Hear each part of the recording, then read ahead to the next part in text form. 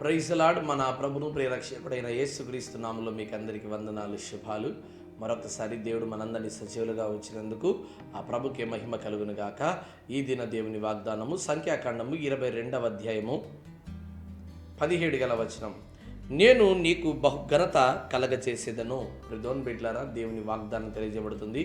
నేను నీకు బహుఘనతను కలగచేసేదను అని. చూడండి, మనకు ఘనత రావాలి అంటే పౌలు భక్తుడు తెలియజేస్తున్నాడు పరిశుద్ధ గ్రంథంలో, మనుషుల వలన వచ్చు మెప్పు కొంతకాలం ఉంటుంది, అయితే దేవుని దగ్గర నుండి వచ్చేటువంటి మెప్పు శాశ్వతంగా ఉంటుంది. ప్రియదేవుని బిడ్డలారా, ఇదిగో అబ్రహాము జీవితంలో విశ్వాసములకు తండ్రి అనేటువంటి ఘనత ఆయన సంపాదించాడు.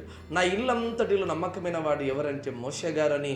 ఆ మోషే గారు గొప్ప ఘనత సంపాదించారు. ఇదిగో ప్రియదేవుని బిడ్డలారా, ఈరోజు భూమి మీద బ్రతుకుతున్నటువంటి నీవు మంచి ఘనత పొందాలి అంటే ముందు ఎవరికి ఇష్టకరంగా బ్రతకాలి అంటే దేవుడికి ఇష్టకరంగా బ్రతకాలి.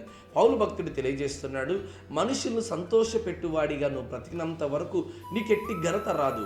ఎప్పుడైతే దేవుని సంతోషపెట్టువాడిగా బ్రతుకుతావో అప్పుడు గొప్ప ఘనత నీకు కలగజేయబడుతుంది. ప్రియదేవుని బిడ్డలారా, చూడండి, నీ డబ్బును బట్టి, నీ పరపతిని బట్టి, నీ ఇంటిని బట్టి, నీ ఆస్తిని బట్టి, నీ కారు బంగ్లాలను బట్టి వచ్చే ఘనత కొంతకాలం ఉంటుందేమో, అయితే దేవుని దగ్గర నుండి వచ్చేటువంటి ఘనత శాశ్వత కాలం ఉంటుంది. ప్రియదేవుని బిడ్డలారా, అందుకే అబ్రహాము గారిని విశ్వాసములకు తండ్రి అని పిలువబడ్డారు గనక ఆనాడు మొదలుకొని ఈనాడు వరకు ఇదిగో గొప్ప ఘనత అబ్రహాము గారి జీవితంలో దేవుడు ఏర్పాటు చేసి ఉన్నాడు.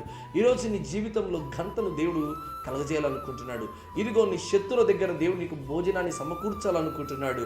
ఇదిగో నీ గిన్నె నిండి పొర్లేంత వరకు దేవుడు ఆశీర్వదించాలనుకుంటున్నాడు. ప్రియదేవుని బిడ్డలారా, నువ్వు మనుషులు సంతోషపెట్టువాడిగా బ్రతికినంత వరకు నీకు మనుషుల వల్ల కలిగే ఘనత కొంతకాలం ఉంటుంది. వారు ఇదిగో నీ దగ్గర అన్నీ ఉన్నప్పుడు నీ దగ్గరికి వస్తారు, నీ దగ్గర ఏమీ లేనప్పుడు నిన్ను విడిచిపెట్టిపోతారు. అట్టి ఘనత నీకు అవసరం లేదు, అట్టి ఘనత శాశ్వత కాలం ఉండదండి.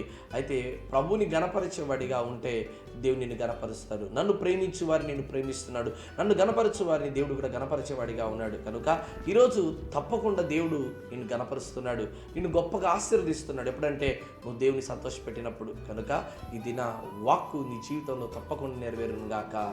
ఆమేన్.